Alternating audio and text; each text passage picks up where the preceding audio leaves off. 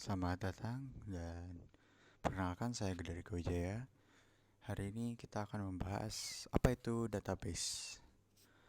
Jadi database itu adalah sebuah kumpulan dari data. Contohnya seperti ini. Ada sebuah bimbel namanya bimbel pintar. Isinya itu ada pengajar-pengajarnya. Yang satu bernama Niko, yang kedua itu namanya Dani, yang ketiga namanya Mira. Dan setiap pengajar ini diberikan ID. Yang Niko itu diberikan 1, dan Dani diberikan 2, dan Mira diberikan 3. Informasi-informasi ini disimpan dalam sebuah database yang nantinya dapat kita akses dengan mudah dengan hanya mengetik ID 1 yang isinya itu adalah Niko, yang dimana dia adalah pengajar musik. Seperti itu. Jadi intinya database itu adalah kumpulan dari suatu data yang terstruktur dan dapat memberikan suatu informasi. Oke, selanjutnya kita akan membahas tentang arsitektur dasar dari database. Yang pertama ada Tier 1, yang dimana Tier 1 itu menghubungkan klien dengan database langsung. Klien dan database ini terinstall dalam satu mesin. Contohnya seperti kita menginstal MySQL atau PostgreSQL, intinya sebuah database management system. Oke, itu Tier 1. Selanjutnya itu Tier 2. Tier 2 menggunakan aplikasi yang dinamakan ODBC, Open Database Connectivity. Jadi klien mengakses ODBC terlebih dahulu, lalu mengakses database, dan informasi-informasi tersebut dikembalikan kepada klien melalui ODBC. Lalu ada Tier 3. Tier 3 ini dicontohkan dalam web server, dalam website. Contohnya klien mempunyai website dan informasi dari website tersebut disimpan kepada server lalu disimpan kepada database. Jika user atau klien ingin mengakses data tersebut, user harus melewati web server terlebih dahulu, lalu web server akan meminta kepada database dan database akan mengembalikan melalui web server dan ditampilkan kepada klien. Seperti itu kurang lebih contoh singkat dari arsitektur dasar database. Dapat diketahui dari contoh-contoh tadi, database itu tidak memerlukan GUI seperti pada Tier 1. Karena database itu sudah tersimpan dan saat menginstal manajemen sistemnya, kita dapat mengakses database pada terminal atau prompt. Lalu jika tidak perlu menggunakan GUI, mengapa harus diciptakan GUI? GUI itu hanya untuk mensimulasi SQL command agar dapat bisa dilihat dan diatur secara mudah. Karena pemakaian database itu tidak hanya mencontohkan satu database saja, tetapi bisa mencapai beribu-ribu database, dan jika kita hanya menggunakan terminal atau command prompt, itu akan menjadi kacau saat menghapus, memanipulasi, dan membuat database itu sendiri. Oke, kita selanjutnya akan berlanjut kepada entitas pada database. Entitas yaitu sebuah objek yang berbeda-beda dengan objek yang lainnya. Jadi contohnya entitas itu seperti pegawai dan jabatan. Karena pegawai itu pasti ada banyak dan jabatan itu ada banyak juga. Jadi database itu entitas digambarkan seperti itu. Bukan hanya objek seperti benda kayak gitu-gitu. Tetapi entitas itu dianggap sebagai suatu objek yang mempunyai ciri khas dan dapat dibedakan dengan objek lainnya pada sebuah database. Dan simbol pada entitas yang digunakan pada Entity Relationship Diagram atau ERD yaitu persegi panjang.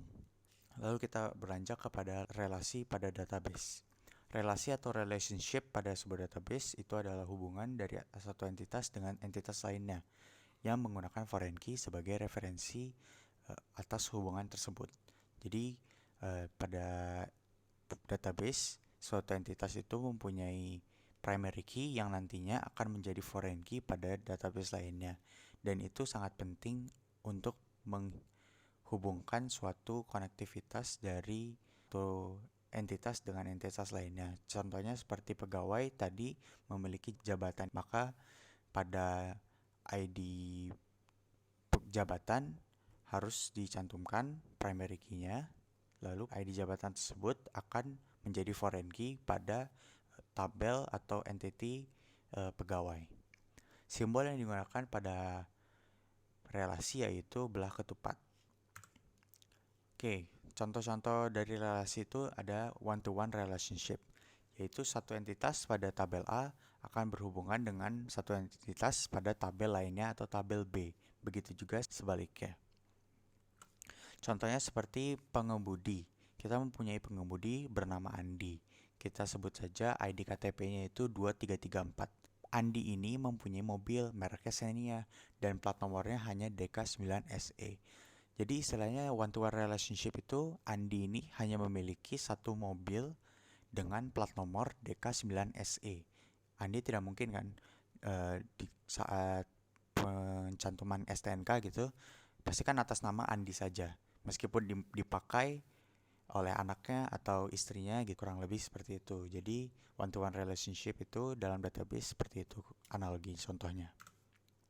Lalu ada one to many relationship, yang dimana setiap entitas pada tabel A dapat berhubungan dengan banyak entitas pada tabel B, tetapi setiap entitas pada entitas B dapat berhubungan dengan satu entitas pada himpunan entitas A. Jadi misalnya kita mempunyai pelanggan dengan ID 123, sebut aja namanya Roni gitu. Jadi Roni ini memesan suatu barang di online shop. Dia memesan yang pertama itu ID pesanannya 1, dan dia memesan sebuah botol misalnya.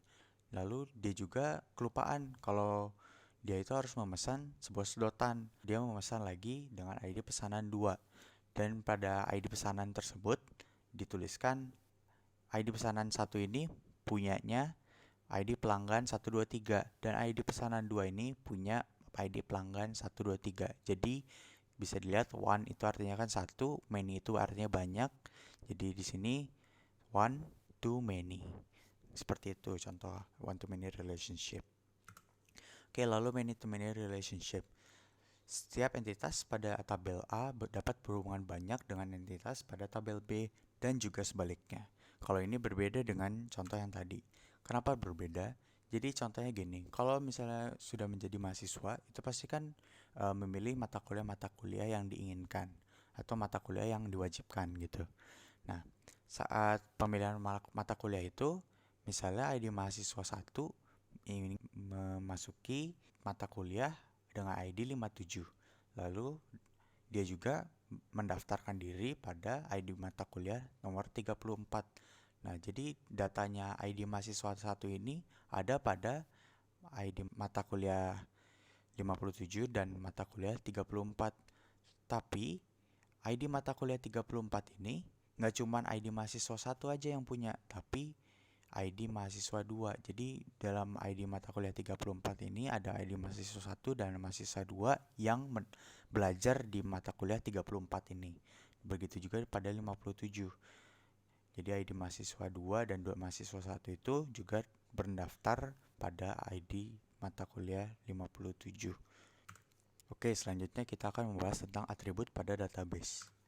Atribut pada database dapat diartikan sebagai perinci dalam sebuah entitas. Jadi misalnya ada entitas pegawai, dan pegawai itu mempunyai primary key, nama, lalu alamat, nomor telepon, dan sebagainya. Itu namanya itu atribut.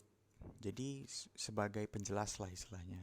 Jadi yang pertama itu ada 5 jenisnya, yaitu atribut key, simple, multi-value, composite, dan derivative. Atribut key itu contohnya adalah primary key dan foreign key. Itu sebagai contoh unik dari data itu sendiri. Jadi misalnya kita punya ID KTP misalnya kan. Kalau dalam KTP itu kan di atas ada ID NIK-nya. Nah, NIK itu kalau misalnya kita mau cek itu nanti menyimpan nama kita, alamat kita, agama, dan lain-lainnya. Itu contoh dari primary key gitu. Lalu foreign key itu misalnya kita mau melihat dalam alamat misalnya Kabupaten Bandung gitu. Nah, kita mau cek siapa aja yang ada di Kabupaten Bandung ini. Tapi daripada melihat nama aja, karena kan pasti nama banyak yang sama gitu ya. Nah, dan dilihat dari ID primary key tadi, karena primary key tadi itu menyimpan uh, data unik dari setiap, istilahnya setiap orang itu mempunyai data uniknya gitu. Lalu ada atribut simple yang bernilai atomik atau tidak bisa dipecah lagi. Jadi contohnya itu ya seperti alamat tadi ya. Lalu ada atribut multivalue yang dimana atribut ini seperti namanya multivalue ya, memiliki lebih dari satu nilai dari atribut yang bersangkutan. Contohnya nama dari sebuah uh,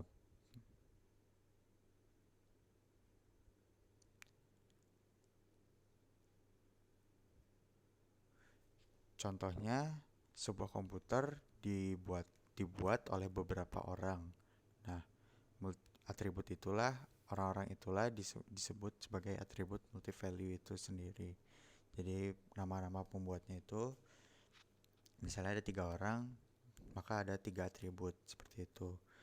Lalu ada atribut composite, yang dimana atribut composite itu adalah atribut yang lebih kecil dan mempunyai arti tertentu dan masih bisa dipecah-pecah lagi. Misalnya contohnya seperti nama. Nama kan kita pasti punya nama lengkap. Nah, kalau nama lengkap itu pasti ada nama depan atau nama tengah dan nama belakang. Kurang lebih seperti itu kalau atribut komposit. Lalu ada atribut derivatif, yaitu atribut yang dihasilkan dari atribut lain. Contohnya seperti total harga. Nanti kita akan membahas sedikit tentang total harga gitu. Jadi misalnya kita membeli barang, ada 5 barang yang isinya itu ada misalnya monitor, keyboard, dan mouse. Nah, masing-masing kan punya harganya masing-masing gitu. Misalnya monitor 5 juta, keyboard itu 100 ribu, mouse misalnya 300 ribu, seperti itu. Nah, derivatif ini kita mentotalkan harga dari setiap barang yang kita beli itu. Dan itulah namanya atribut derivatif. Contoh dari atribut seperti ini. Jadi ada entitas mahasiswa. Dia mempunyai atribut primary key yaitu NIM. Lalu dia mempunyai atribut nama, lalu alamat, dan juga fakultas yang dia tempati. Jadi kurang lebih seperti itu. Kalau misalnya kita nggak pakai atribut ini, cuma mahasiswa aja, kan nggak bisa bedain, nggak berfungsi datanya. Jadi atribut itu diperlukan untuk menyimpan data-data ini. Yang pasti yang penting itu adalah primary key ini. Kalau tidak ada primary key ini, nanti data akan istilahnya hancur atau tidak terstruktur lagi, karena konsep database itu adalah data yang terstruktur. Selanjutnya akan membahas tentang entity relationship diagram.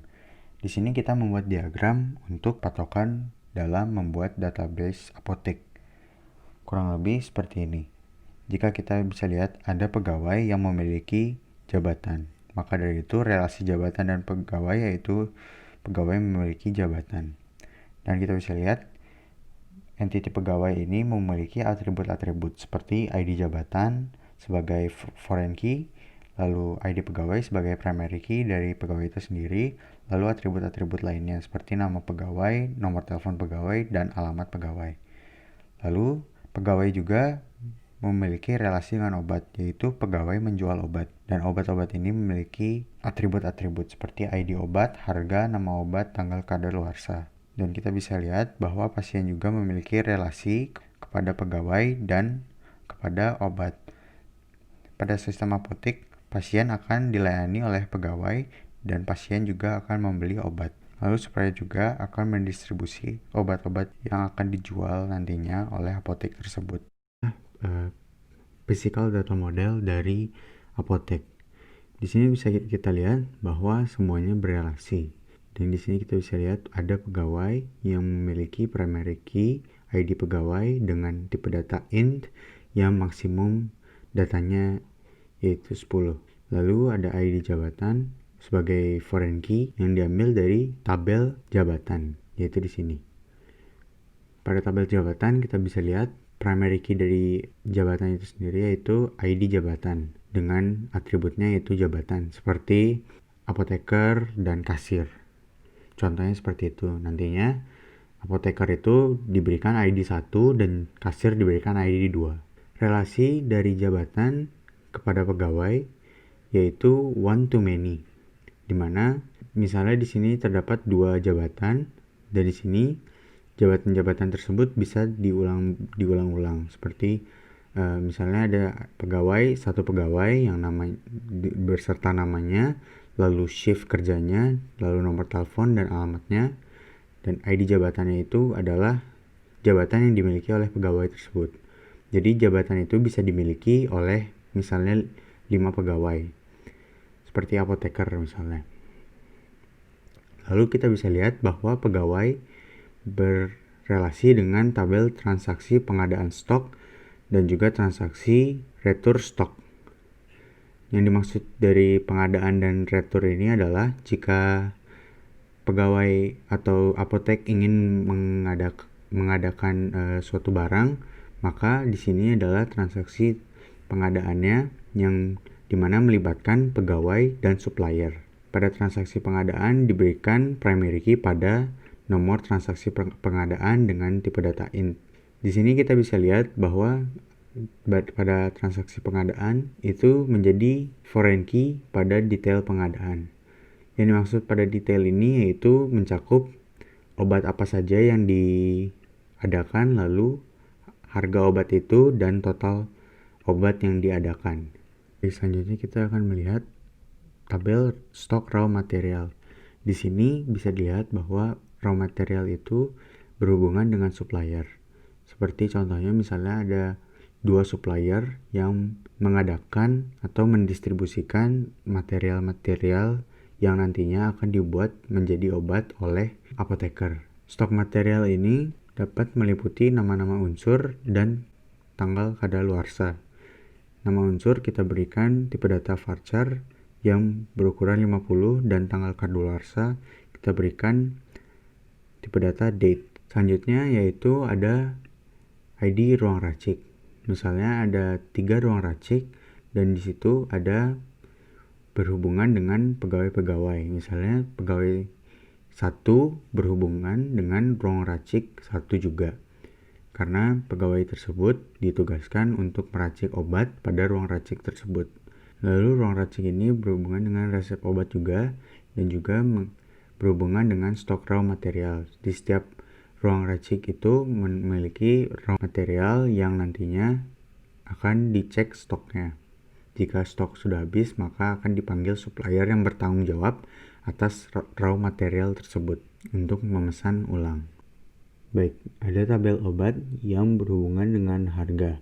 Kenapa begitu? Harga dipisah dengan tabel obat karena harga obat tersebut akan berubah sewaktu-waktunya. Maka dari itu, jika misalnya transaksi pembelian sudah terjadi dan pada hari itu juga obat tersebut naik, pada jam 3 misalnya, transaksi tersebut tetap memakai harga yang sebelum diubah. Lalu obat memiliki kategori-kategorinya, seperti obat cair, lalu pil, dan lain-lainnya. Di sini bisa dilihat bahwa ID kategori menjadi primary key dari tabel kategori, lalu ID obat menjadi foreign key dari tabel kategori ini.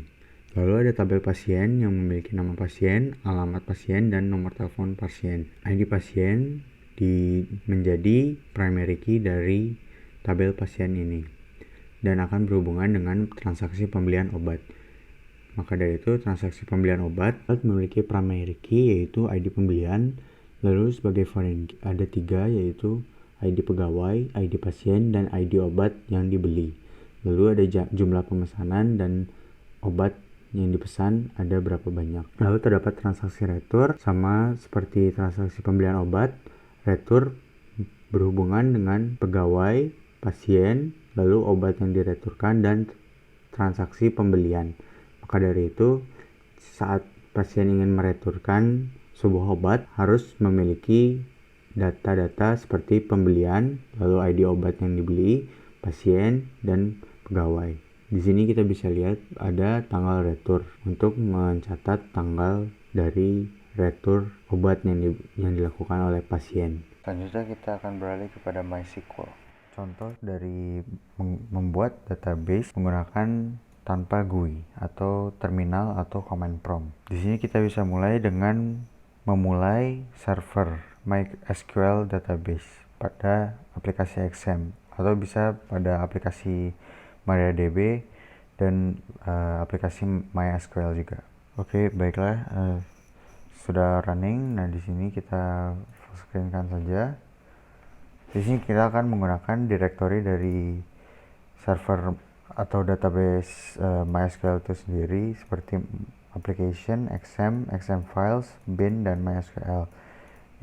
Ini adalah directory MySQL pada komputer saya. Mungkin di komputer yang lainnya akan terlihat berbeda. Kita ketik uroot, dan untuk strip p untuk password kita ketik enter lagi. Nah, disinilah kita sudah memakai database management system, yaitu di sini MariaDB. MariaDB itu nama lain dari MySQL atau MySQL yang terbaru. Oke, di sini kita bisa ketik show databases. Kita bisa lihat ada beberapa database yang sudah dibuat oleh paket MariaDB itu, seperti PHP-MyAdmin, MySQL, dan lainnya. Di sini kita akan membuat satu database. Karena kita tadi sudah membahas tentang apotek, maka kita coba untuk membuat database apotek. Kita tulis create database dengan kapital. Boleh tidak menggunakan kapital, tapi di sini kita menggunakan kapital agar lebih mudah untuk dilihat perintah mana yang merupakan perintah untuk membuat database dan mana perintah yang untuk mengidentifikasi sebuah entity atau nama. Create database apotek. Oke, kita beri semikolon dan bisa dilihat ada query oke, one row affected.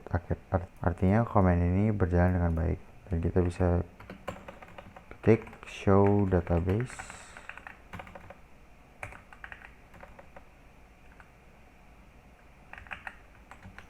Oke, bisa dilihat database apotek sudah ditambahkan, dan di sini kita akan menggunakan database apotek, dan di sini kita akan menggunakan database apotek. Kita ketik use apotek. Oke, database change yang awalnya none menjadi apotek. Nah, di sini kita sudah menggunakan database apotek. Oke, yang pertama kali bisa kita buat yaitu tabel. Sebuah tabel ini harus mempunyai primary key dan juga dapat menjadikan sebuah foreign key. Nah, di sini kita bisa membuat tabel pegawai terlebih dahulu. Create table pegawai. Kita beri tanda kurung, lalu enter. Ketik ID pegawai. Nah, ID pegawai ini adalah primary key dari tabel pegawai. Nah, di sini kita bisa menuliskan tipe datanya terlebih dahulu, lalu auto increment, lalu kita bisa menuliskan primary key. Oke, kita beri koma, lalu kita bisa menuliskan atribut lainnya seperti nama pegawai, yaitu varchar.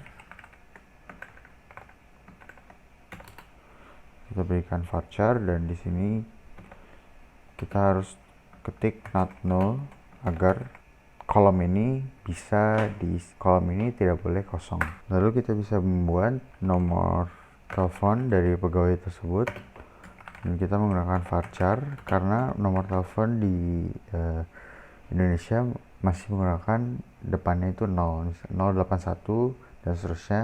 Pada MySQL 0 itu tidak bisa dibaca sebagai 0 jika ditulis di awal. 0 itu dianggap sebagai keluar atau false. Maka dari itu kita harus menggunakan varchar agar 0 dianggap sebagai karakter. Dari sinilah kita tulis 12 karena mayoritas nomor itu sebanyak 12 digit, dan di sini kita tulis not null. Baik, sebelum menambahkan foreign key dari jabatan pada pegawai, kita harus menambahkan kolom ID jabatan pada tabel pegawai. Kita bisa deskripsi melihat field dari tabel pegawai. Kita tuliskan des pegawai, dan kita bisa lihat bahwa tidak ada kolom ID jabatan di sini. Maka dari itu kita tuliskan alter table tabel pegawai, yang nantinya kita akan tuliskan add ID jabatan beserta tipe datanya, yaitu int. Oke, kita berikan semikolon, dan bisa dilihat query OK. Sekarang kita tambahkan foreign key pada ID jabatan tersebut. Alter table pegawai add foreign key dalam kurung nama kolomnya, yaitu ID jabatan, lalu direferensikan dari tabel jabatan dalam kurung kolom yang mereferensikan foreign key atau primary key dari tabel jabatan itu, yaitu ID jabatan. Oke, dan query OK, dan kita bisa melihat hasil dari query tersebut, dan bisa dilihat ID jabatan sudah menjadi foreign key pada tabel pegawai. Tetapi jika Anda mengupdate ID jabatan pada tabel jabatan saja, maka pada tabel pegawai tidak akan terupdate. Maka dari itu kita membutuhkan suatu constraint yang berfungsi agar primary key pada tabel jabatan akan otomatis mengupdate foreign key pada tabel pegawai. Contohnya seperti ini. Kita harus alter table pegawai, lalu kita melakukan add constraint. Kita namakan constraint ini sebagai FK foreign key jabatan yang berasal dari foreign key ID jabatan yang mereferensikan dari tabel jabatan dan pada kolom ID jabatan. Dan bisa dilihat query OK dan zero rows affected. Kita bisa lihat terlihat sama, tetapi akan berfungsi saat kita melakukan data manipulation language. Untuk DML kita akan beralih kepada aplikasi Debeaver atau aplikasi GUI, Graphical User Interface. Baiklah, sekarang kita sudah ada di aplikasi Debeaver, dan tadi kita sudah membuat database apotik pada terminal atau tidak memakai graphical user interface seperti aplikasi ini. Nah, sekarang kita ingin melihat struktur tabel dari database apotek. Di sini kita pada script query-nya kita bisa ketik dulu use apotek. Oke. Kanan. Oke. Sudah dipakai apoteknya, dan di sini kita akan memasukkan data kepada tabel pegawai. Di sini kita bisa lihat bahwa kita memiliki field pada tabel pegawai seperti ID pegawai, nama pegawai, nomor telepon, alamat, dan ID jabatan. Kita ingin memasukkan tabel sesuai dengan formatnya. Karena ID pegawai itu auto increment, maka kita tidak perlu memasukkan kepada ID pegawai. Dan di sini kita tuliskan nama pegawai, lalu nomor telepon, lalu alamat, dan ID jabatan. Nah, kita berikan values. Dan disinilah sesuai urutannya, di sini kita tuliskan nama pegawai. Jadi kita contohkan seperti Riko Wijaya, lalu nomor teleponnya seperti 084321. Ini ngasal aja ya nomor teleponnya, contohnya seperti ini. Lalu ID jabatan, misalnya kita tuliskan 22. Dari alamat dulu ya. Oke, kita tuliskan dari alamat, lalu jalan, seperti itu contohnya, misalnya 23. Kita blok code line ini dan kita run. Terdapat error. Oke, coba kita hapus ini.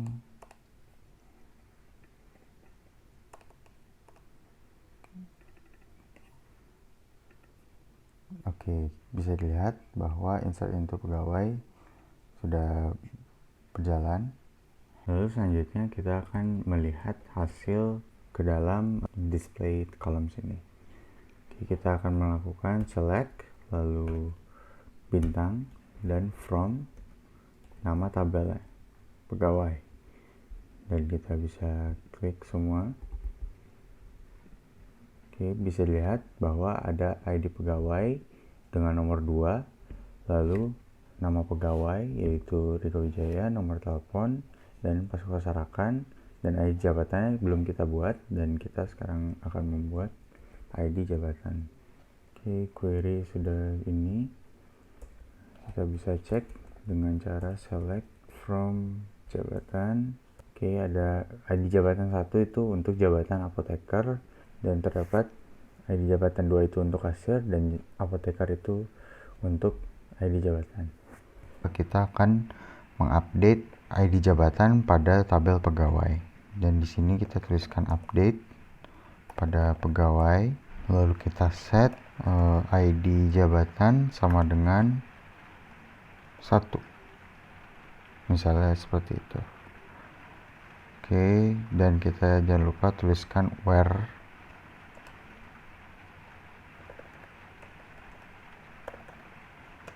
pada ID pegawai yang nomor 2 tadi. Oke, kita update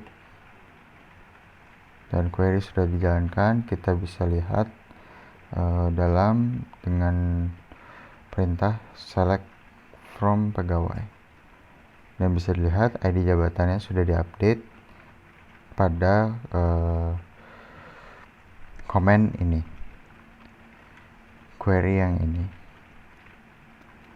Update pegawai, set ID jabatan sebagai 1, dan where pada ID pegawai yang nomor 2, karena di sini nomor 2.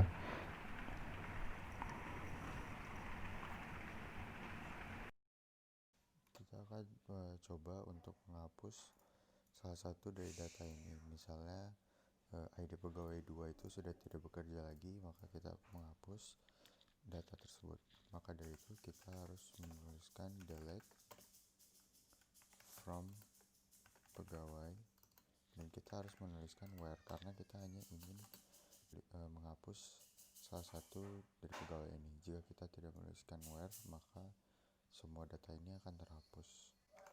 Baiklah, di sini kita harus menuliskan where, lalu kolom yang ingin dihapus yaitu nama pegawai, dan kita tuliskan Riko Wijaya. Baik, jika sudah selesai, mari kita query dan terupdate query-nya. Mari kita, dan pegawai dengan nama Riko Wijaya sudah dihapus.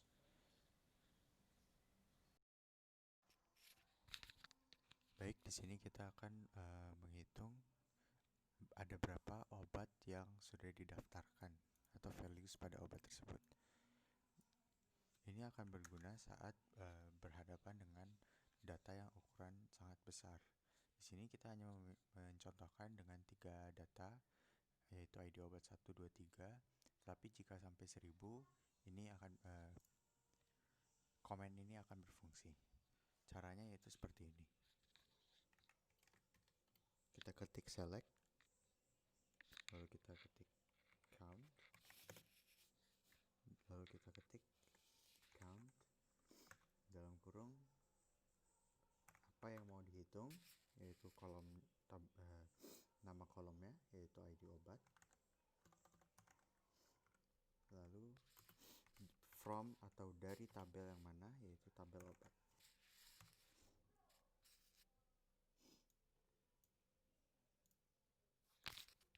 Dan bisa dilihat di sini ada 3 obat sesuai dengan banyak data pada tabel obat. Seperti itu. Selanjutnya kita bisa mentotalkan harga-harga yang ada pada tabel obat ini. Kita cek. Oke, di sini ada harga obat-obatnya. Dan jika ingin mentotalkan semuanya, kita bisa menggunakan sum. Kita bisa menggunakan select lalu sum pada kolom harga rupiah yang berasal dari tabel obat. Oke, bisa dilihat bahwa total harganya itu semua 30.500. Membahas tentang join. Di sini kita bisa lihat pada tabel transaksi pembelian bahwa ada foreign key isi datanya di sini. Seperti ID transaksi 1 ini adalah primary key dari tabel transaksi pembelian. Nah, kita ingin lihat siapa pegawai yang berurusan dengan ID transaksi 1 dan pasien mana yang melakukan transaksi pada ID transaksi 1 dan obat apa yang ingin dilihat, yang ingin dibeli pada transaksi ini. Nah, di sini kita bisa melakukan inner join untuk melihat informasi-informasi tersebut secara cepat. Artinya, jadi tidak perlu kita melihat mengklik atau mencari pada tabel pegawai tabel 3 itu siapa sih, atau pasien 23 itu siapa. Jadi agar semuanya ada pada satu tabel. Kolom-kolom ini nantinya akan berubah menjadi nama dari ID pegawai 3, lalu nama dari ID pasien 23, lalu nama obat yang dibeli dari ID obat 2. Oke, disinilah inner join kita lakukan. Kita lakukan select tabel masing-masing tabel dan kolom yang direferensikan. Jadi kita mempunyai tabel transaksi pembelian, dan yang kita ingin cari yaitu ID transaksinya.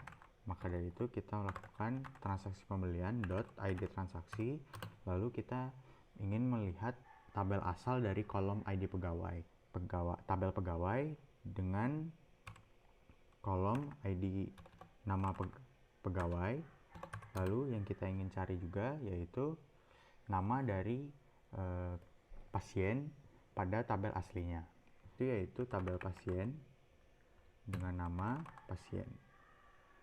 Oke, lalu ada tabel obat yang kita ingin cari yaitu namanya, dan kita tulis nama obat.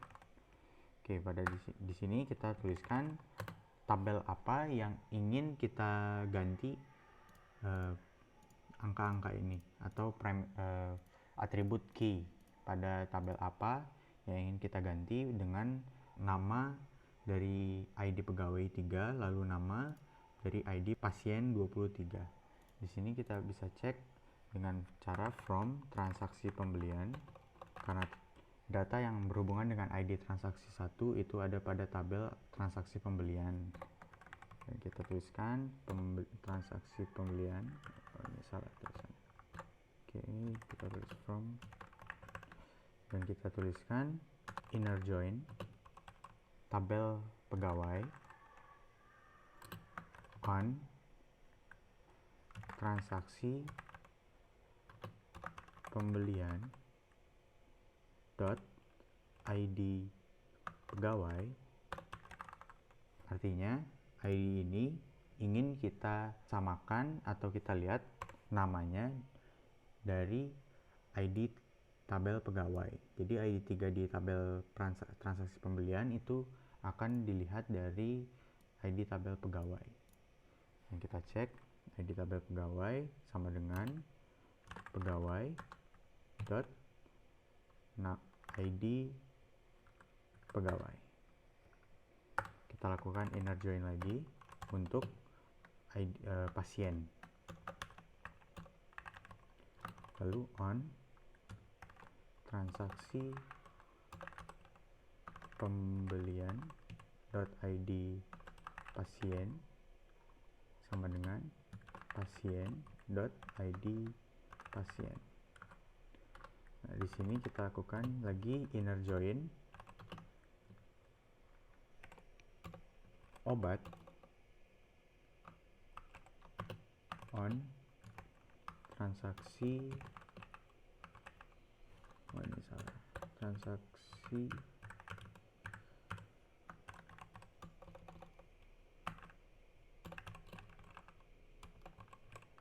.id obat sama dengan obat.id obat. Oke, kita sudah berikan semikolon dan di sini kita bisa run transaksi.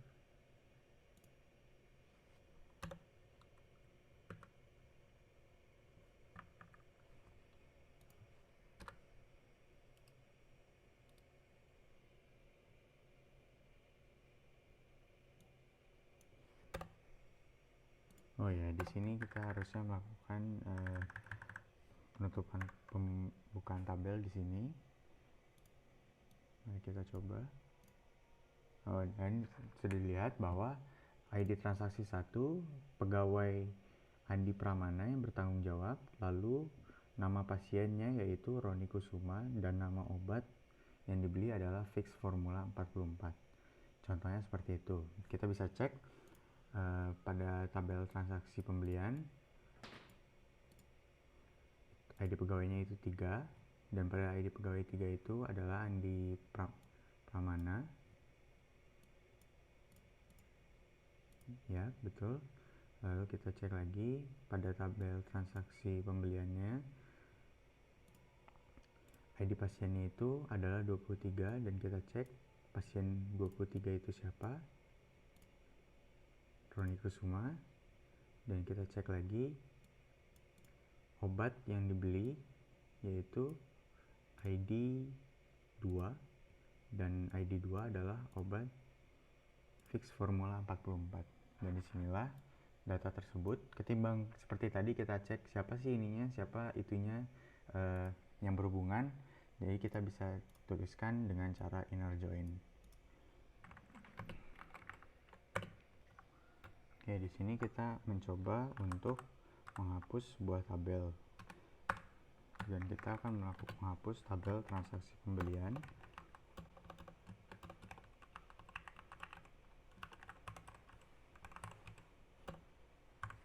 Dan nantinya tabel tersebut akan hilang. Di sini harus dituliskan tabel di drop table transaksi pembelian. Jadi jika Anda ingin menghapus sebuah database, maka kita melakukan database dan melihat database apa yang kita ingin hapus. Contohnya di sini apotek, tapi di sini kita coba tabel dulu. Drop table transaksi pembelian kita lakukan. Oke, tabel sudah dihapus dari apotek dan kita bisa periksa dengan show table. Oke, dan bisa dilihat bahwa tabel transaksi pembelian sudah hilang. Baiklah, kurang lebih seperti itu tutorial dari perancangan database atau basis data, mulai dari merancang ERD, lalu PDM, dan query language. Baik, terima kasih untuk menonton dan mohon maaf jika ada salah kata. Saya dari Kowijaya pamit undur diri. Terima kasih.